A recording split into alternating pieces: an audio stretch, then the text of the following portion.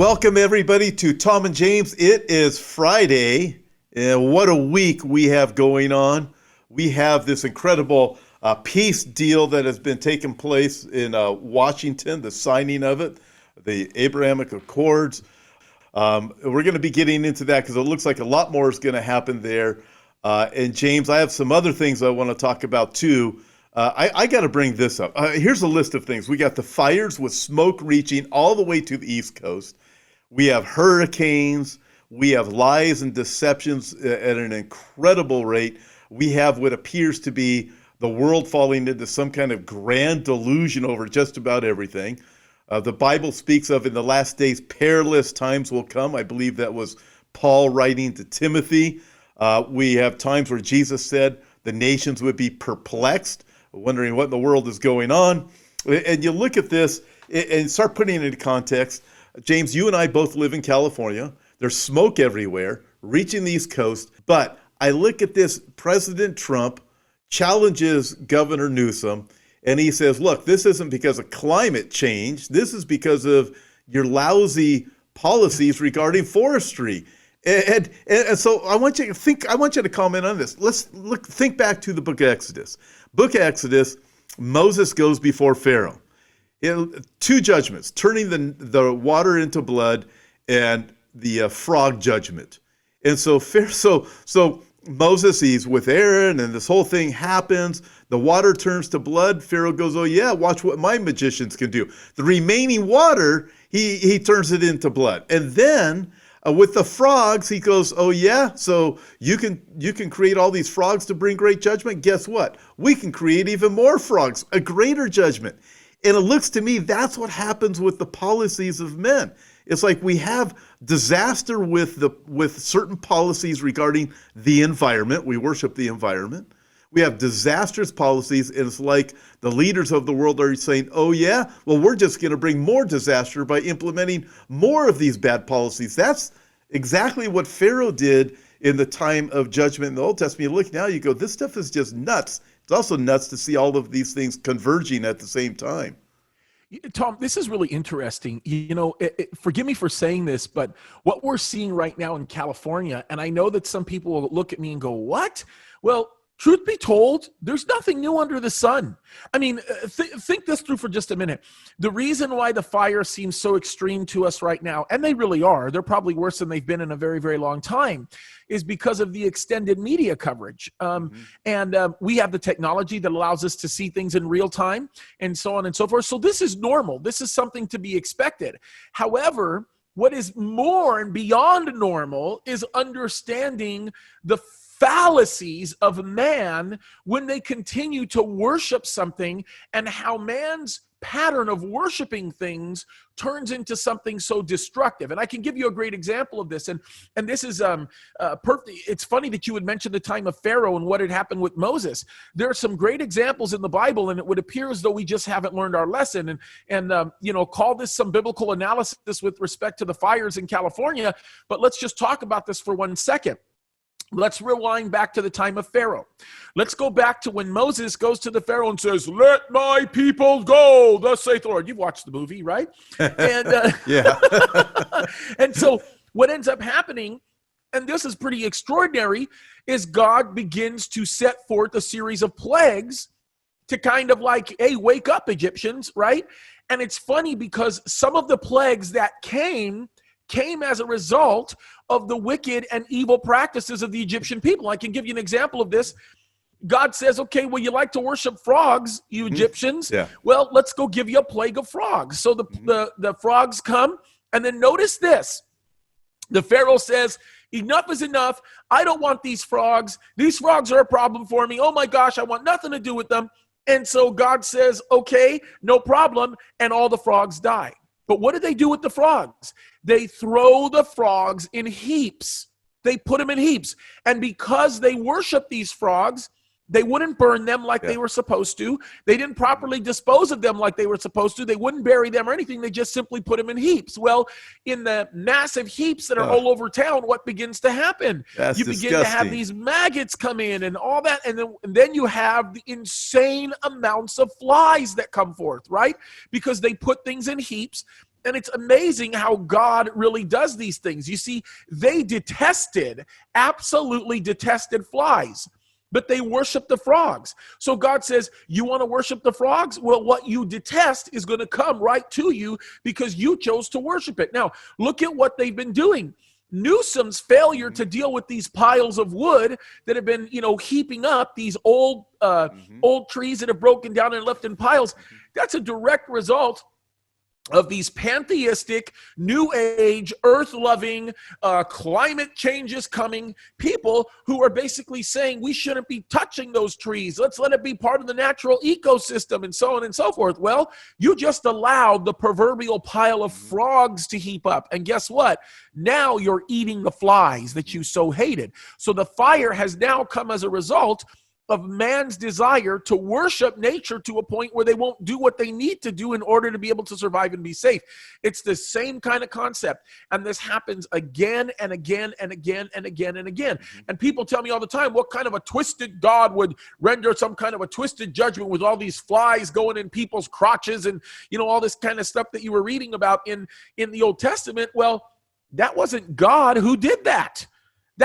He allowed that to happen. He put that into motion, certainly, but that was a direct result of the fools that chose to worship these frogs and let them heap up. It's the same thing. We literally brought this upon ourselves, and I say we because we voted that knucklehead into office. Yeah, we voted people into office. We've gotten the leaders that we've deserved overall. I didn't vote for them, and you didn't vote for them. No, but no. The masses of people did. And then you look at what we have in the entertainment industry, NFL, NBA, MLB, and you start looking across the board, and you watch these cities, they're all self-destructing at the same time. Romans chapter 1 talks about the creation, worshiping the creation rather than the creator, worshiping the environment rather than worshiping God, which is where we are as a society. And the policies enacted are proof of that. And God even says, professing to be wise, I'll show them to be fools. And that appears to be what is happening. And we're watching it with the fires. We're watching it with entertainment industry. We're watching it with the cities. Oh yeah, we're destroying our cities. Guess what? We're going to defund even more police. And I don't know if you heard about this, James, but this article says Senator Ed Markey calls to ban all police from using weapons of war and tear gas. You look, you go, it's just these constant decisions that keep coming our way. Yeah, and these fools don't learn their lesson. What a bunch of arrogant, cocky fools. And those same fools are the same ones that are hiring these private security firms that will deploy anything that's available to them. Whether it be their guns, whether it be their tear gas, whether it be their OC pepper spray, no matter what it is, they'll deploy anything. And these fools that continue to make up these rules have no problem. And this is, listen, forgive me for saying this, but this really is the nature of the hard left. What they like to do is they like to treat your neighborhood and my neighborhood as their toilets. They come in and they defecate all over the place, and then they walk away because they know they won't have to live in that area. Yeah. And it's the same thing. I mean, you look at Pelosi and all these other knuckleheads in California, what are they doing? They're allowing people in San Francisco to destroy the city of San Francisco. Why do they care? They're living in some completely walled, gated community that's above everything else, and they're not affected by it. They have their own security guards. She's probably got security guards standing around her while she's eating her $500,000 ice cream. Yeah. You know what I'm talking about? But that's the point. It's the hypocrisy of these people. If these people were mandated to live under the conditions that they were creating, they would never create those conditions. It's that simple. And we saw evidence of it again with Nancy Pelosi, who has ordered everybody in the House, don't go back, don't go back to Washington, don't bargain, don't do anything. We're not going to talk to the president about helping the American people for a single thing. Yet I'm going to go to this woman's salon which, by the way, that I've hypocritically ordered to be shut down. And I'm going to use the special influence that I have to get in, prance around. You can see it, a little guy prancing around that's taking care of her. And she doesn't have her mask on. She's got, whatever slippers and whatever. She's running around her little personal spa. And then when she gets held into account, what does she say? She says, I got set up. She doesn't say I did wrong. Yeah. She says, I got set up. And then tries to destroy the woman who actually owns the business. Why does she care? She doesn't care if she dismantles something. It's not her own personal life that she's dismantling. It's not her own personal thing. And that is the type of contempt that I feel and continue to see with these hypocrites. And it's the same thing that's going on with the race relations that are happening in this country. These Black Lives Matter people, they don't give a rip about a black person. They could care less. They've never cared less. These pastors that are teaching critical race theory by the stands that they're taking, they're so blinded by the Marxist and wicked philosophies of this world that they're bringing the church into something completely satanic. And that's the true thing. And that's what's really what it's become. It's the people who are saying we're wanting to preserve and defend the climate. They're the ones that are destroying the climate. Joe Biden, case in point, he's going to, give another, he wants to do this Green New Deal, this $100 trillion deal. That's money we don't even have. The world doesn't even have that money. But he wants to do that. Yet the other day, matter of fact, I think it was this morning or yesterday, there's a picture of him wheels up while he's walking into his private jet that nobody else is in, and the entourage of jets that are following him from his campaign. Yeah. Talk about hypocrisy. Yeah. The hypocrisy is just off the charts. So you start looking at all of these things, and it's really an awful thing. When I get back to the thought of defunding the police, it's more destruction that's going to come. I have to think that part of this must be intentional, and I wonder if what's happening with the police is the left actually wants to bring in their own police, because there's most cops, pretty much all of them I talk to anyways, they want what's good, they want what's right, they want to do a good job, they want to keep us safe. Now they want to resign.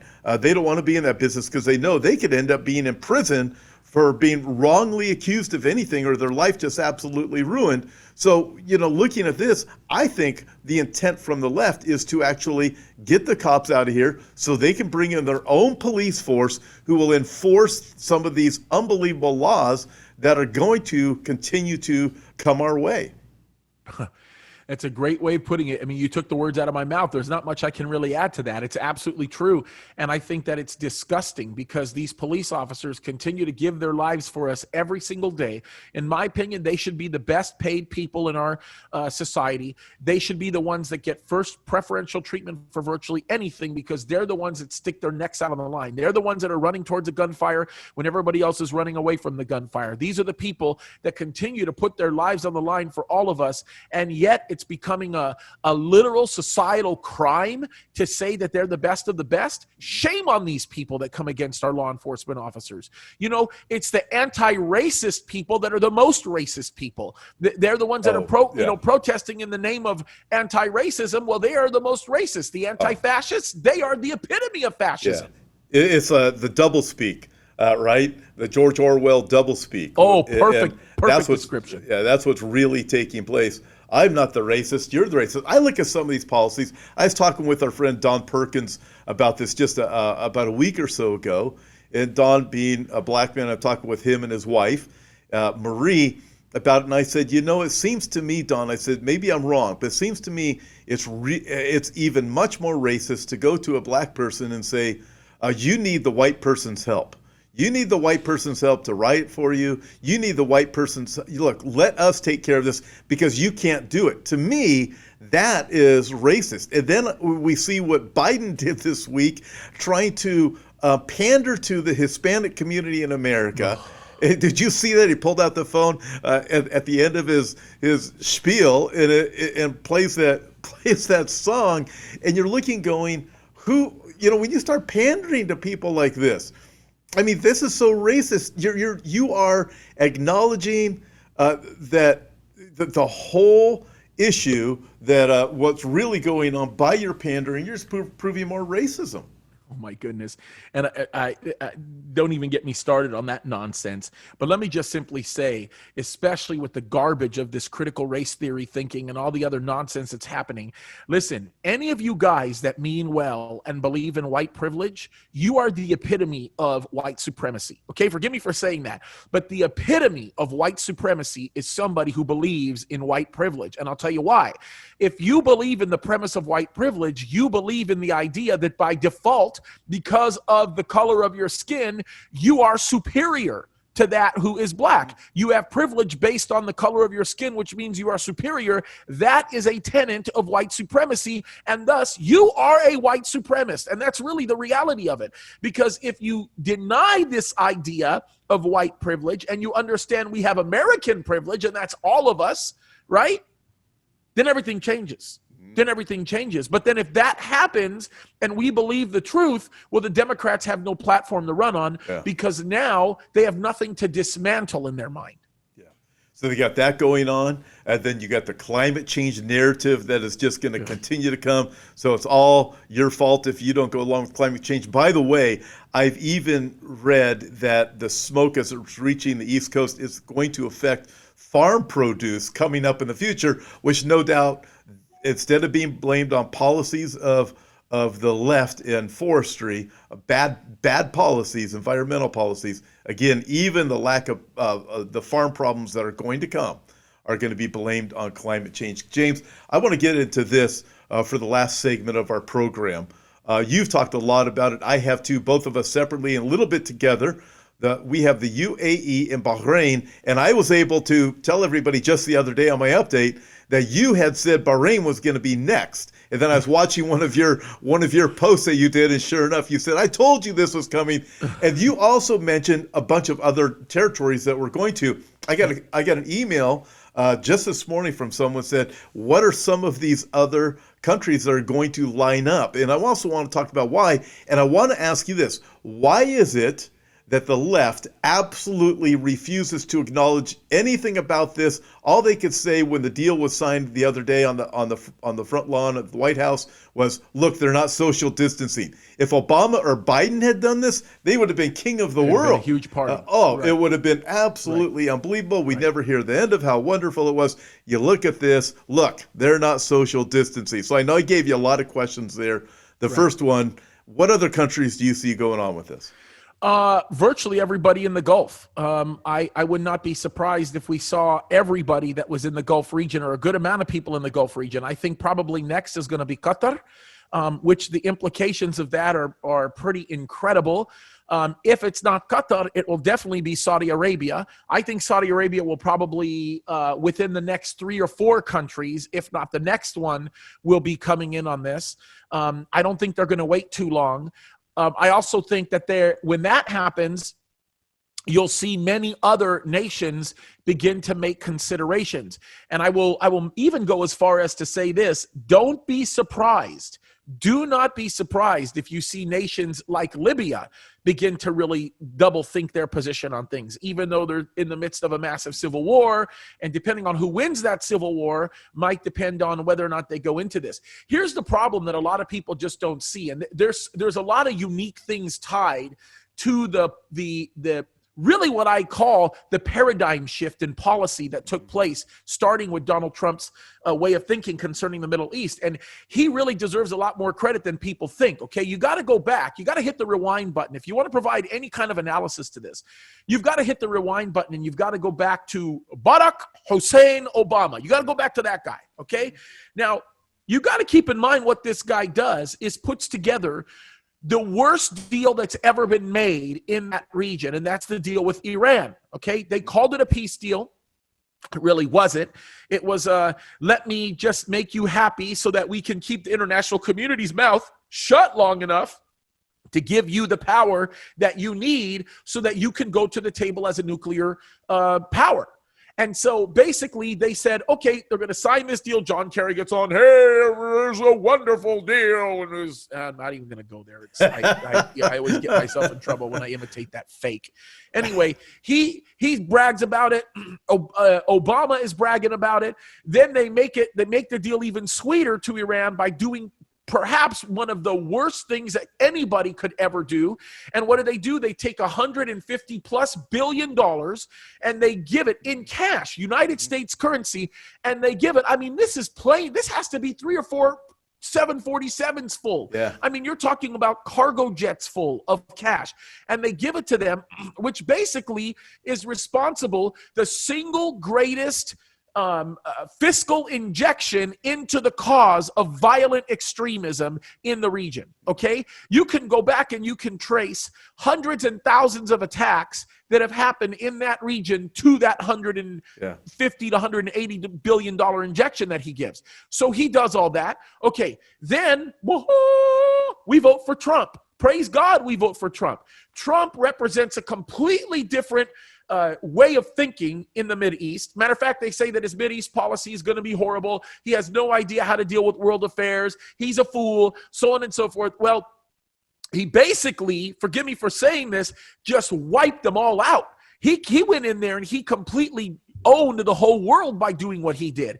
He goes, we hit the rewind button. We go to July of 2017. July of 2017, he really has a sit down in the Middle East with 50 of the most prominent Middle East leaders in the world in that region. Okay. Saudi Arabia is there. Dubai is there. UAE is there. And they're all there. Okay. Qatar is there. They're all there. Every single one of them. They're all there. And he basically says this. He says, I want you to know 2 things. Number 1, I am wholeheartedly committed to stand with you against Iran.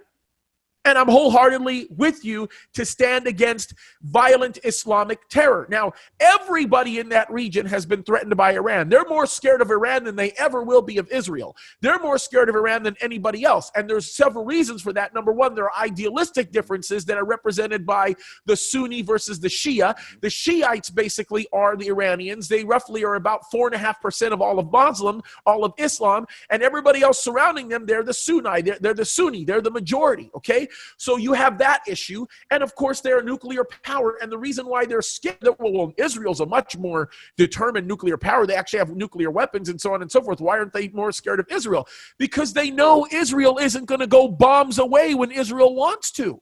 They know that Iran absolutely will. They know that Iran, without a doubt, will fire away at any nation that they want to with a nuclear weapon the very moment that they have it. That's why they are so scared of Iran. So they respected him. Now, here's the other thing that he did, that President Trump did, that was brilliant. He dismantled the Iranian deal. Once he dismantled that deal and then started throwing sanctions at them, he began to bring them to their knees. Now, there's a lot to say about that, but let me just suffice it to say, Iran, China, Russia, and many other nations desperately want Trump to lose this election. You want to know why? Because if Trump loses this election, Iran wins. They go back to doing what they were doing because Joe Biden, Sleepy Joe, will go back and give them whatever they want as long as his own personal pockets are lined. That's exactly what's going on. The reason why Iran has not given up and said, okay, we'll make a deal with you, a real deal involving real monitors and real people to fix the thing, is because they want to wait until the election. They want to make sure that Trump is going to be out of office, because if Trump is in office, they lose. They can't hold out for another 4 years. There's no way. And within 4 years, our Mideast policy will have already been so solidified by the addition of many of these other nations. Good luck. It isn't going to happen. Now, the other thing that we have to keep in mind with all of this, and this is why every Christian on the face of the planet portion of the United States of America needs to vote for President Trump. I'm sorry, but you do. We have to. Okay. Here's the other thing that we should also be talking about when it relates to this. President Trump was a genius. He started this whole process by going to the Palestinians first. He went to the Palestinians and he said, I believe in a 2-state solution and we should have a 2-state solution. Now, does he really believe in one? Heck no, he doesn't believe in one. It's obvious he doesn't believe in one. But he knew that the Palestinians would be so stubborn about it that it would begin to turn the hearts of everybody else. And he called it. He manipulated it perfectly. He went to the Palestinians. He said, look, this deal is going to start with you. Let's work on a 2-state solution. They said, phooey, get lost. We don't want to talk to you. No way. way, the only two-state solution we'll accept is a one-state solution, and it won't involve Israel. Death to the Jews. We want this place back, even though it was never their place in the first place. So Trump goes to all these other leaders that he already has a very, very good relationship with based on the proclamation that he makes in 2017. And he says, guys, I've been working tirelessly with the Palestinians and they want nothing to do with me. So here's my deal. I'm still going to open the door. The door is going to be there, but I want you guys to start working with me. And you know what they said? Rightly so. They said, yep. Yeah. Now, in the speeches, they'll say, "Oh, we're looking forward to a two-state deal, or whatever." But they don't give a rip. They just signaled those guys, you know what? We're not gonna wait for you guys anymore. If enough is enough. And in the private conversations, that's what everybody's saying. Even the liberal media that is in the Middle East is beginning to say, "Well, the Palestinians don't want to come to the table, so this is the better thing for us to do, economically speaking. Anyway, this is the better relationship, and let's go ahead and have peace." Now you take that a step further and you bring it out to its complete fruition. Now these guys are at the table. There will be more that'll come to the table. The royal family in Saudi Arabia, I promise you, they're going to acquiesce. If Qatar doesn't do it first, and Saudi Arabia will, they will come into the picture and they will do it. And I will tell you this, I can say this with great confidence. Everything that the president has done is literally miraculous. There is no way in the world this would have happened had it not been for the Lord intervening and doing this. Now, I want to say a word to some of the people that are saying, well, we shouldn't vote for the president because this deal that he made is detrimental to Israel because Israel is giving up land in order for this to happen. Lie, lie, lie. You guys are listening to fake news.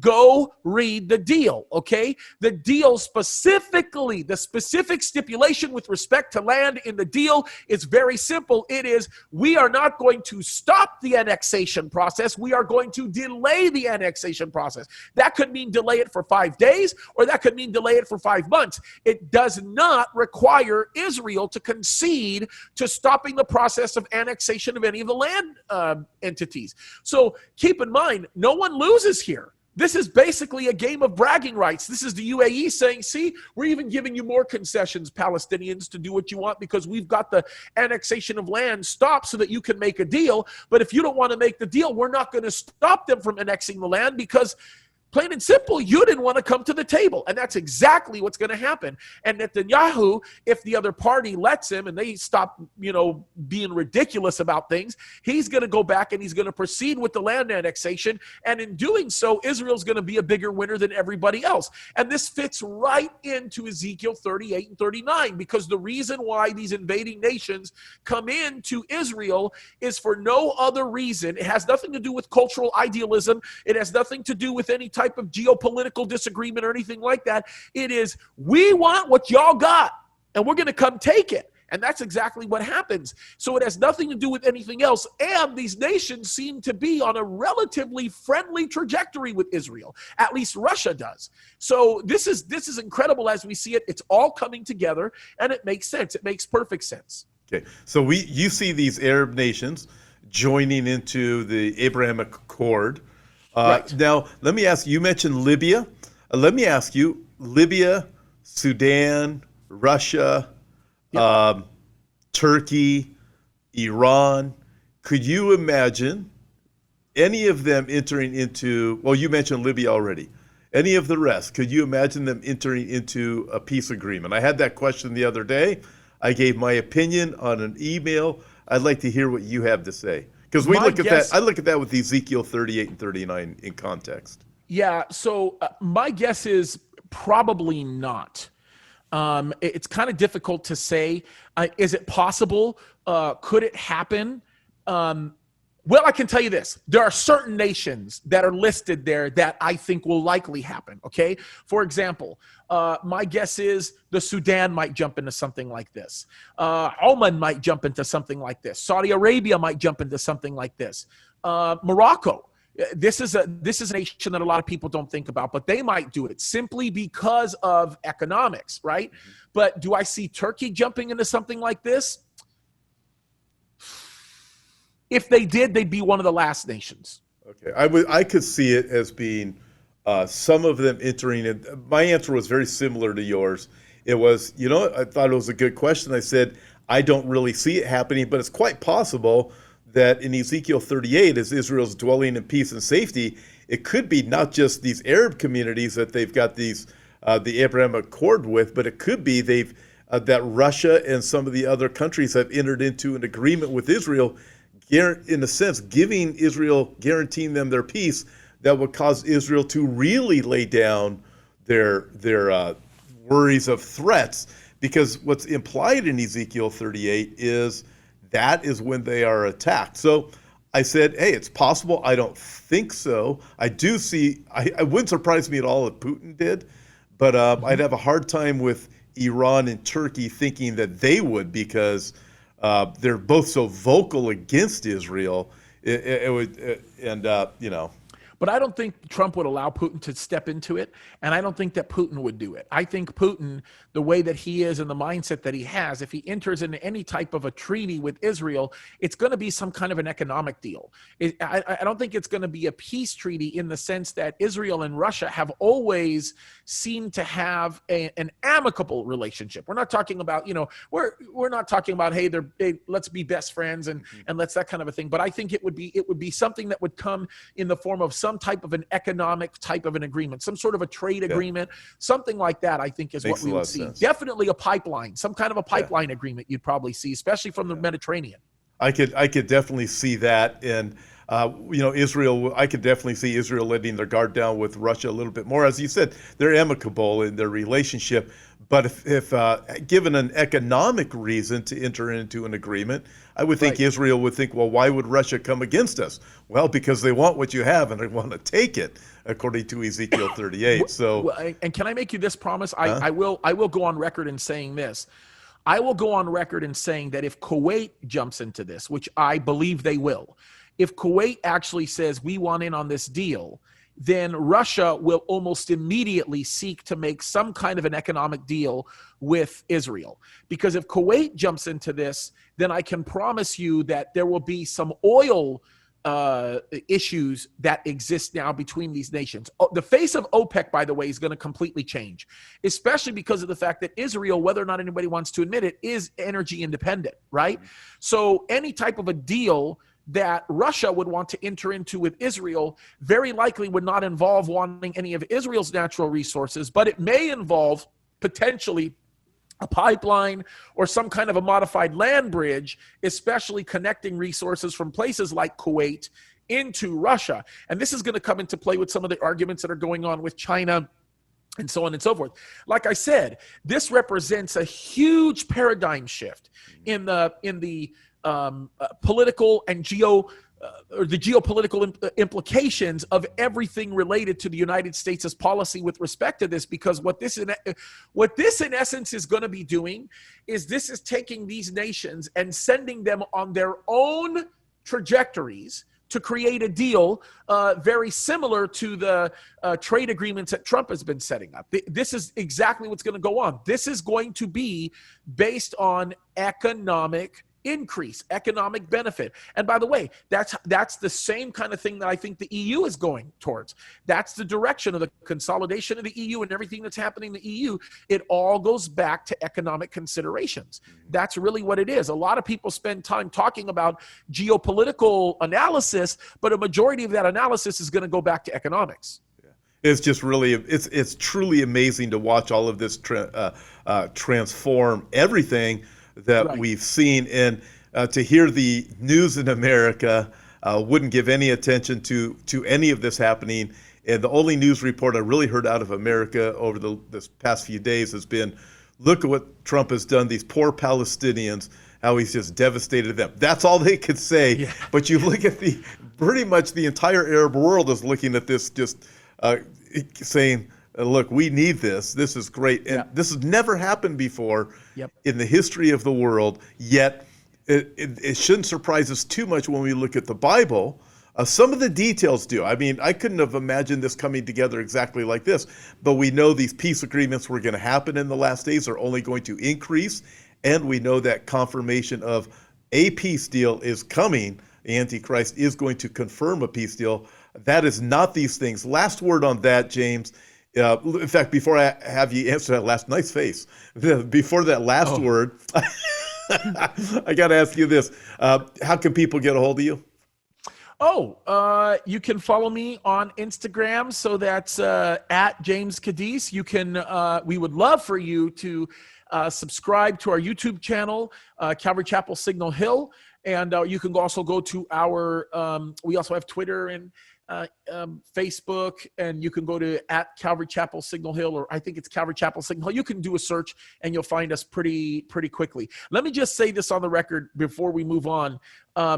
If I were to put an order behind these nations, I would probably say Qatar or Saudi Arabia first, and then a quick second after that would probably be Saudi Arabia. If not, Kuwait's jumping in, and then after Kuwait, we'll see Saudi Arabia. Depending on how the peace deal goes or the agreement goes with Iraq and Afghanistan and some of the things that are happening there, we might end up seeing them jumping in on this as well. So I just wanted to say that before things move, but I wouldn't be surprised if that was the case. And so that's why I wanted to just make that statement and go on record, because I know you asked me, and I just brought up my list that I had written down, and I just started thinking about it a little bit more, and I'm thinking that's probably the order that it's going to be. Really amazing. Naftali on his Instagram posted yesterday, I don't know if you know who he is, he's out of Israel.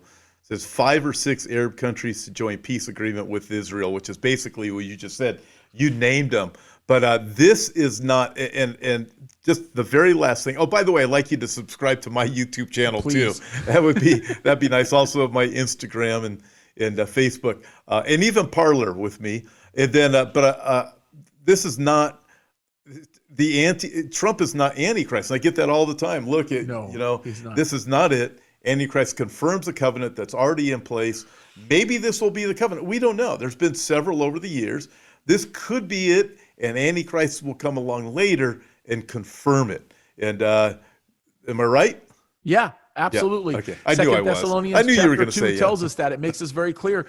We won't see who the Antichrist is until we are raptured as the church. Daniel 9:27 tells us that the covenant is going to be confirmed by the Antichrist, and that is when the tribulation is really going to start. Yeah. In fact, we should talk about that next week, because there's so many people that are convinced that we will see Antichrist. That'd be a great conversation. Let's save that for next week. Well, Thank if we you, see James. him, we'll see him from heaven. So there we go. Thanks for your time today. This has been fantastic. Have a great weekend, and I will be talking to you very soon. All right, bro. God bless you.